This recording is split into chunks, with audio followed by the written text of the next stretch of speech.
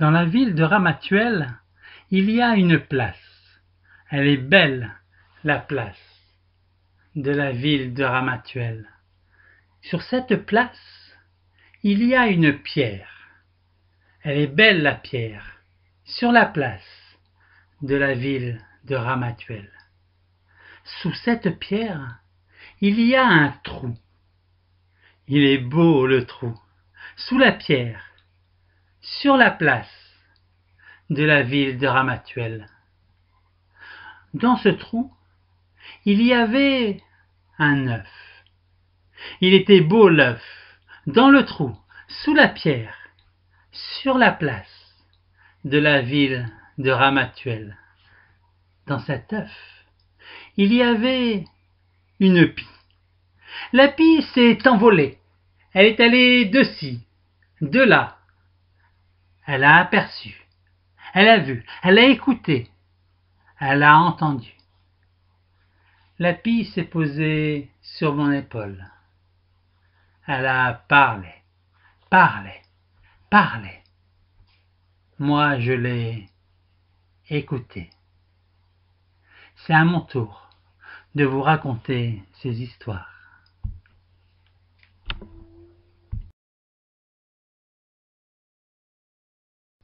Il y a bien longtemps de cela, le lion, le roi des animaux, sort de sa grotte, secoue sa crinière et appelle la pie.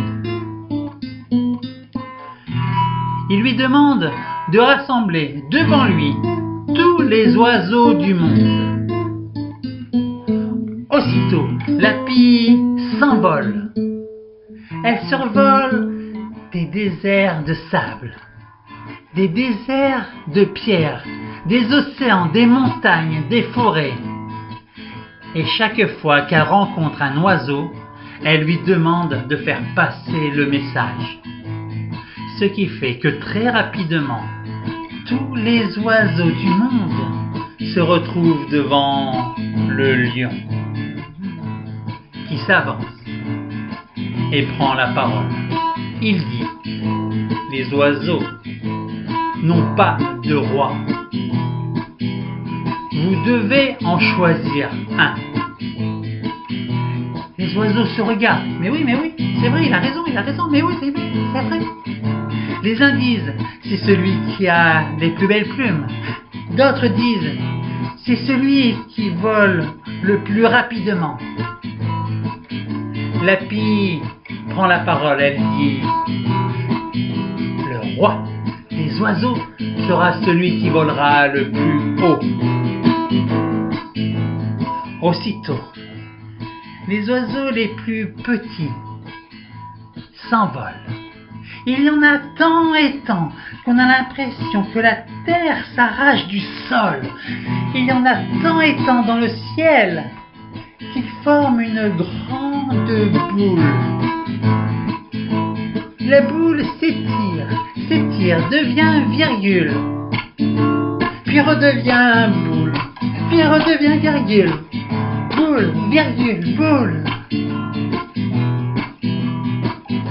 Les oiseaux les plus grands s'élancent à leur tour, ceux qui ont de longues pattes, de grandes ailes, de longs becs, blancs, roses, cendrés.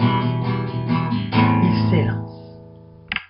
s'élancent, avec de grands mouvements d'ailes, en épousant l'air majestueusement. Ils rattrapent les oiseaux les plus petits, qui redescendent en disant: tant pis, c'est fini, tant pis, c'est fini, en formant un grand tourbillon dans le ciel.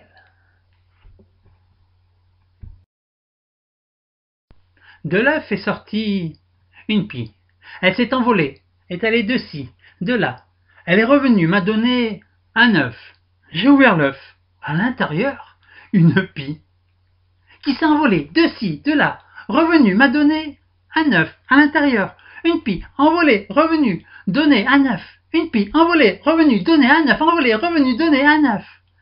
J'ai gardé tous ces œufs. Ils sont là, dans le panier.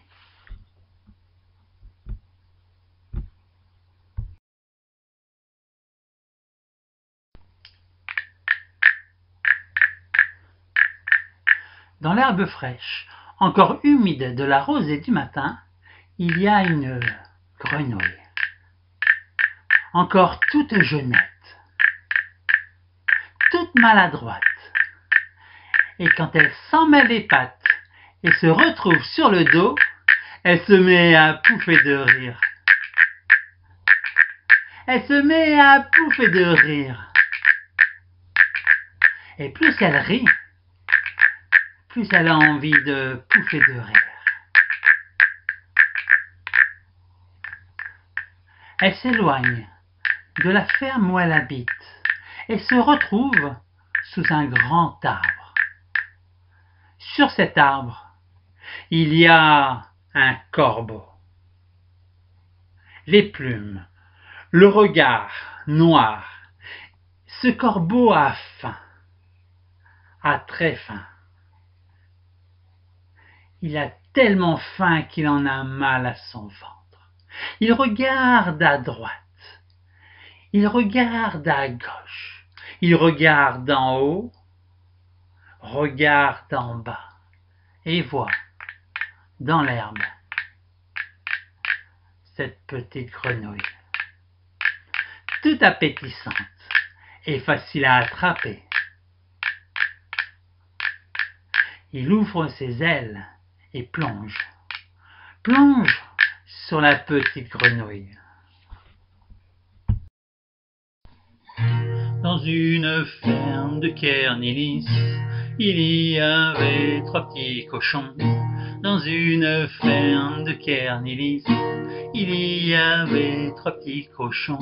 C'est l'histoire d'une mère de ces 3 petits cochons qui vivaient dans la boue, les pieds dans la gadoue. C'est l'histoire d'une mère qui dit à ses cochons: partez à Plabennec ou encore au Folgoët. Dans une ferme de Kernilis, premier cochon s'en va avec une pièce en poche, achète un tas de paille, se construit une cabane. Premier cochon n'a pas bien construit sa cabane, c'est un petit morphale, mange ses bottes de paille. Le loup arrive à Kernilis. Le loup s'approche de la cabane, en fait le tour. Il se retourne, il écarte ses cuisses, et il pète et repète comme une tempête. La cabane s'envole et le loup dévore le petit cochon. Que va faire le deuxième cochon s'en va avec une pièce en poche, achète un tas de bois, se construit un dortoir. Deuxième cochon n'a pas bien construit son dortoir, c'est un petit feignant, les murs sont tout branlants. Le loup arrive à Kernilis. Entre la savane et la brousse, il y a le village des hommes et des femmes, un village avec ses maisons en bois. Dans la brousse habite un lièvre, avec le poil gris. Tous les matins, quand il sort de son terrier, la première chose qu'il se dit, c'est: quel mauvais tour je peux faire aujourd'hui. De l'autre côté du village, il y a la savane, avec ses arbres, ses herbes hautes, avec la panthère et le lion qui habitent en maître. Aujourd'hui, je vais vous raconter l'histoire de Mbolo. Mbolo le lièvre, moqueur. Mbolo le lièvre, moqueur. Aujourd'hui, je vais vous raconter l'histoire de Mbolo. Mbolo le lièvre, moqueur. Mbolo le lièvre, moqueur. Mbolo sort de son terrier et se met à bondir. Bondir. Lui, quand il bondit, c'est toujours un peu de travers, toujours à ras du sol. Il traverse la brousse, contourne le village, arrive dans la savane et se retrouve sous l'arbre de la panthère. Se met devant elle et lui dit « Regarde-moi, regarde-moi, je suis aussi féroce que toi !»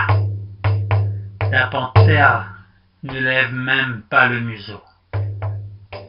Le lièvre insiste. « Plus fort, aussi féroce que toi.